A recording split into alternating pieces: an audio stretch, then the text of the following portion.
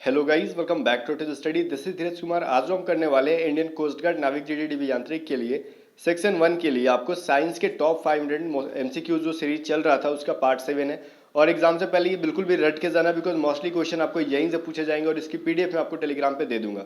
बशर्ते कि आंसर की नहीं होगी, इस पीडीएफ को आप लोग कोशिश करना है कि प्रिंट करा लेना जो जो इंपॉर्टेंट है, या फिर नोट्स बना लो और आंसर वहाँ पे लिख लेना वीडियो को देख देखे, क्योंकि आपके एग्जाम में बहुत सारे चांसेस है कि यहाँ से डायरेक्टली क्वेश्चन पूछे जा सकते हैं। ठीक है, अभी चलो स्टार्ट करेंगे, बट स्टार्ट करने से पहले एक चीज बता दूं मैं आपको। जितने भी बच्चे कोस्ट गार्ड एग्जाम की तैयारी कर रहे हैं वो परीक्षा ऐप पे ये वाला जो सीरीज चल रहा है ना सितंबर स्पेशल का, ये सीरीज का जो टेस्ट सीरीज है आप जरूर लगा के ही जाना, क्योंकि सितंबर स्पेशल बहुत ही एग्जाम ओरिएंटेड टेस्ट सीरीज है और बहुत ही धांसू सा टेस्ट सीरीज है गाइज। इस टेस्ट सीरीज से आपको बहुत सारे क्वेश्चन एग्जाम में एज इट इज देखने के लिए मिल सकते हैं, तो इसको जरूर बाई करना। आप लिंक डिस्क्रिप्शन में है, साथ में आपको 50% का डिस्काउंट मिलेगा। कब? अगर आप ये कोड यूज करते हो एग्जाम A to Z50 तब। तो परीक्षा ऐप का लिंक और ये कोड दोनों मैंने दे दिया। तो टेस्ट देखो, परीक्षा ऐप डाउनलोड करोगे, वहां पे अकाउंट बनाओगे और नीचे में देखना आपको टेस्ट का ऑप्शन दिखेगा, उस वाले में जाना। तो ध्यान देना वो सितंबर स्पेशल होना चाहिए, ठीक है, कोस्ट गार्ड की, चाहे डीबी हो चाहे जीडी हो, सितंबर स्पेशल ही लगाना। अभी चलो टेस्ट सीरीज को स्टार्ट कर लेते हैं हम लोग साइंस वाले को। देखो गाइस, पहला क्वेश्चन क्या कह रहा है अपना, एसआई पद्धति में बिजली का इकाई क्या होता है, ये चीज बताओ। एसआई पद्धति में बिजली का इकाई पूछ रहा है। पहली बात तो ये हम लोग पढ़े हैं कि एम्पियर होता है, ठीक है। और कहते हो ना कि आवेश की इकाई क्या, वही है एम्पियर। और एम्पियर बराबर क्या होता है, कुलॉम प्रति सेकेंड। ये भी आपको एग्जाम के लिए बहुत इंपॉर्टेंट है, तो याद करके जाना। एम्पियर का पूछ देगा, 1 एम्पियर बराबर पूछ देगा और बहुत सारे ऑप्शन होंगे, तो उसमें आपको दे देगा कुलॉम प्रति सेकेंड, कुलॉम प्रति मीटर, कुलॉम प्रति सेकेंड स्क्वायर, ठीक है। या फिर कुछ भी दे देगा, एक्स्ट्रा कुछ भी ऑप्शन होगा, या फिर इनमें से कुछ नहीं। तो आपको चूज करना होगा कुलॉम प्रति सेकेंड। 1 सेकेंड के अंदर जितना कुलॉम जो है धारा प्रवाहित होता है, तो उसी को हम लोग क्या कहते हैं, एम्पियर कहते हैं।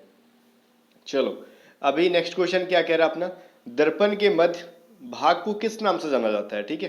तो देखो गाइस, दर्पण के मध्य भाग को हम लोग केंद्र कहते हैं, ठीक है, या फिर इसको हम लोग वक्रता केंद्र भी कहते हैं, ठीक है, वक्र केंद्र इसको कहते हो आप लोग।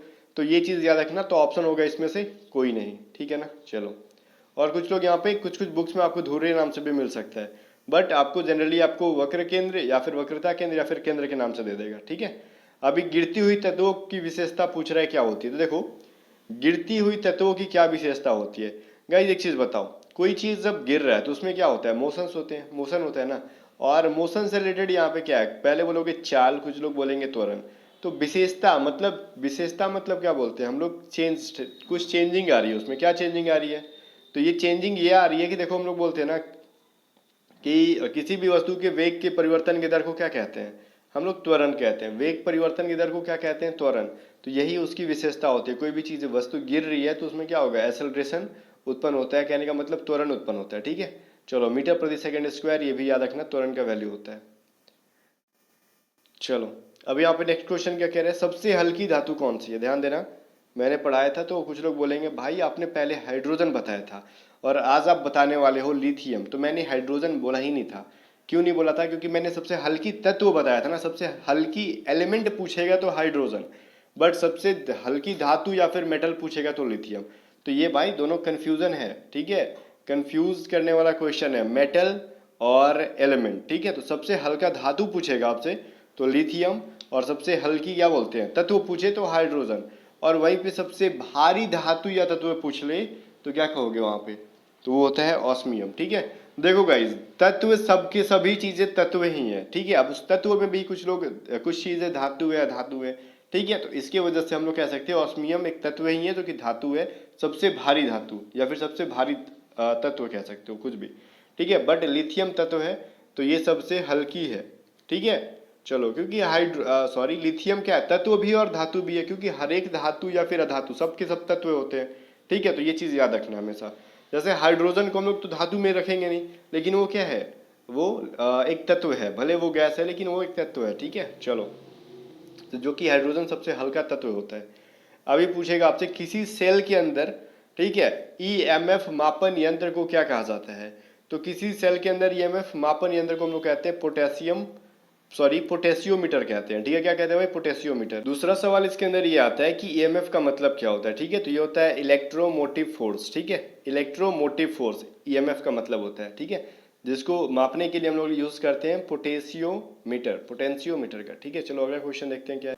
क्वेश्चन नंबर 36 कह रहे हैं नाभिकीय संलयन क्रिया होती है, तो नाभिकीय संलयन क्रिया किसके अंदर होती है? हाइड्रोजन बम, न्यूक्लियर रिएक्टर या फिर न्यूट्रॉन बम या फिर इनमें से कोई नहीं। देखो यहाँ पे हाइड्रोजन जिसके जिसके अंदर है वहां पे नाभिकीय संलयन होगा, ठीक है। जैसे सूर्य के अंदर क्या है? हाइड्रोजन होता है, हीलियम होता है, तो मेनली क्या होता है? हाइड्रोजन से ज्यादा होता है। तो सूर्य की ऊर्जा का स्रोत क्या है? तो नाभिकीय संलयन है। तो हाइड्रोजन बम के भी ऊर्जा का स्रोत क्या है भाई? वो नाभिकीय संलयन ही है। वहीं पे परमाणु बम पूछेगा तो विखंडन हो जाएगा, ठीक है। तो ये याद रखना।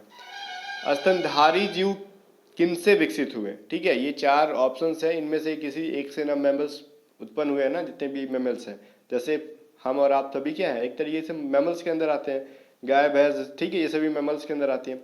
तो ये सरीसृप से हम लोग उत्पन्न हुए। कहने का मतलब हमारे जितने भी पूर्वज थे वो एक तरीके के सरीसृप थे, रेंगने वाले। रेप्टिलिया क्या थे? जीव थे, ठीक है ना। रेप्टिलिया ग्रुप के थे वो लोग। अभी देखो क्या कह रहा है क्वेश्चन नंबर 38। चर्म के ऊपरी परत को क्या? देखो चमड़े के सबसे ऊपरी भाग को हम लोग एपिडर्मिस कहते हैं, ठीक है ना।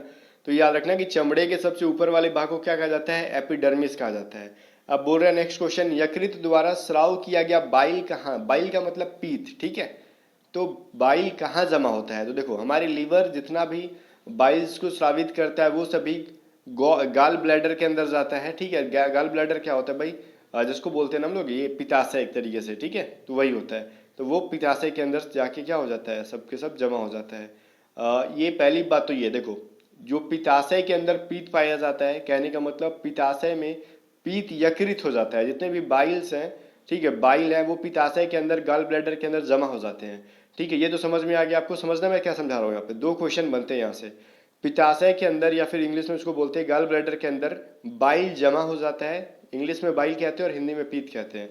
लेकिन ये स्रावित कहाँ से होता है? तो ये यकृत से। पीत स्रावित कहाँ से होता है? यकृत से, जिसको यकृत को इंग्लिश में लीवर कहते हैं। एग्जाम में बहुत बार क्वेश्चन पूछा है कि बाइल जो है या फिर पीत जो है कहाँ से स्रावित होता है? तो लीवर से होता है। और बहुत सारे बच्चे जो हिंदी में ऑप्शन रहता है पिता से, तो वो आंसर कर देते हैं, तो गलत हो जाएगा। पिताशय में जमा होता है, बाकी उत्पन्न होता है आपका यकृत से। नेक्स्ट क्वेश्चन है, निम्न में से किसमें क्या बोलते हैं भाई इसको? कार्बोहाइड्रेट नहीं, कार्बोहाइड्रेट सबसे अधिक पाया जाता है किसके अंदर? तो सबसे ज्यादा देख तो बोलते हो ना कि चावल खाने वाले लोगों को बहुत जल्द एनर्जी मिलती है और बहुत कम टाइम तक रहता है। तो कार्बोहाइड्रेट का यही काम है, चावल में बहुत ज्यादा होता है, जिसकी वजह से कोई इंसान कार्बोहाइड्रेट देखो चावल खाता है तो अपने आप को ज्यादा एनर्जेटिक फील करता है और थोड़ा सुस्त भी फील करता है, क्योंकि बहुत ज्यादा मात्रा में उसमें कार्बोहाइड्रेट होता है, ठीक है। चलो अगला क्वेश्चन देखते हैं क्या है भाई। बैटरी के अंदर कौन सी ऊर्जा का भंडारण मतलब संचयन किया जाता है? तो बैटरी के अंदर क्या होता है ये चीज बताओ। रासायनिक होती है या फिर स्थितिज होती है, विद्युत होती है, गतिज होता है? कुछ लोग यहाँ पे बोलेंगे विद्युत। भाई ध्यान से सुनो, क्या बैटरी के अंदर आप लोग क्या करते हो? करंट को भर देते हो? नहीं ना, उसको चार्ज करते हो। चार्ज करने के लिए कुछ उसके अंदर भी कुछ लिक्विड्स होते हैं, तो वो लिक्विड्स क्या होता है? सल्फ्यूरिक एसिड होता है, ठीक है ना। तो ये चीज आपको पता होगा, क्या होता है भाई? सल्फ्यूरिक एसिड होता है। इसकी वजह से हम लोग कह सकते हैं कि वो क्या होती है? रासायनिक एनर्जी होती है, ठीक है, वो केमिकल एनर्जी होती है। ओके चलो, क्वेश्चन नंबर 32 है, ल्यूकीमिया एक मानव बीमारी है जो प्रमुख रूप से डैश को प्रभावित करती है। ल्यूकीमिया है क्या? पहली बात तो ये, ल्यूकीमिया एक प्रकार का कैंसर है। जब इंसान को ल्यूकीमिया हो जाता है तो उसकी वाइट ब्लड जो होती है, डब्ल्यूबीसी, बहुत ज़्यादा मात्रा में बनने लगते हैं। वह रक्त कोशिका से, ब्लड सेल से, डब्ल्यूबीसी से रिलेटेड है, ठीक है। चलो आगे कह रहा है, इनमें से कौन सा पदार्थ जो है वह तेजाब पदार्थ अम्ल है, ठीक है, या फिर तेजाब है? ध्यान से समझो। अच्छा तेजाब तो लिख ही दिया तो आप समझ गए होगे, मैंने जस्ट बोला ना कि बैटरी के अंदर जो पानी होता है उसको हम लोग तेजाब बोलते हैं, और वो तेजाब एक्चुअली क्या होता है? एसिड होता है। कौन सा एसिड होता है? Sulphuric acid. सल्फ्यूरिक एसिड का सूत्र कौन सा है? H2SO4, ठीक है। तो ये बैटरी के अंदर होता है। अभी देखो अल्फा कण डैश होते हैं, तो अल्फा कणों पे कैसा चार्ज होता है? पॉजिटिव, नेगेटिव, ठीक है, या फिर बिल्कुल भी कोई चार्ज ही नहीं होता है? तो आपको बताओ, ये धनात्मक होता है, मतलब अल्फा कण के ऊपर एक पॉजिटिव चार्ज होता है, ठीक है, याद रखना। सूर्य के चारों तरफ ग्रह जो होते हैं, यहाँ पे ग्रह लिखा हुआ है, ग्रह के रास्ते को क्या कहा जाता है? मान लो ये अपना भगवान सूर्य है, ठीक है, इनके चारों ओर पृथ्वी जैसे बहुत सारे ग्रह जो हैं गोल गोल घूम रहे हैं। तो गोल गोल घूमने के इस रास्ते को क्या कहा जाता है? ठीक है, ये जो रास्ता है इसको हम लोग ऑर्बिट कहते हैं, ठीक है। इनका परिपथ जो होता है वो ऑर्बिट कहलाता है। चलो याद रखना, option number B right answer है। मानव शरीर की सबसे बड़ी हड्डी, सॉरी मानव, अच्छा हड्डी बोल ही दिया तो बता दूं कि क्या है? फीमर है, ठीक है। जो जांग की हड्डी होती है फीमर कहते हैं उसको, बट यहाँ पे ग्रंथि पूछा है, ठीक है। तो ग्रंथि सबसे बड़ी कौन सी है, तो ये लीवर होती है। सबसे बड़ी ग्रंथि पूछे तो लीवर, सबसे बड़ी हड्डी पूछे तो फीमर। तो फीमर जो है वो जांग की हड्डी होती है, पैरों में होती है, ठीक है, जांग में। नेक्स्ट क्वेश्चन है, बिजली गिरते समय कौन सी गैस उत्पन्न होती है। देखो, बिजली जब गिरती है ना तो नाइट्रोजन और ऑक्सीजन बॉन्ड बनाते हैं, ठीक है, और उस बॉन्ड के तत्व नाइट्रिक ऑक्साइड का क्या करते हैं, उत्सर्जन करते हैं। तो वो जो है बन जाते हैं, एक तरीके से समझ लो आप सिंपल भाषा में। तो बिजली गिरती है तो वो नाइट्रिक ऑक्साइड नामक गैस बनती है, ठीक है, पैदा हो जाती है। अगला क्वेश्चन है, सबसे हल्का तत्व कौन सा है। लो, अभी तो मैंने पढ़ाया था ना, सबसे हल्का तत्व कौन सा है भाई। तो सबसे भारी तत्व या फिर हमसे पूछेगा तो ऑस्मियम धातु पूछे, लेकिन हल्का तत्व पूछे हाइड्रोजन, ठीक है। सबसे हल्का धातु कौन सा है ये पूछे तो लिथियम, ये याद रखना।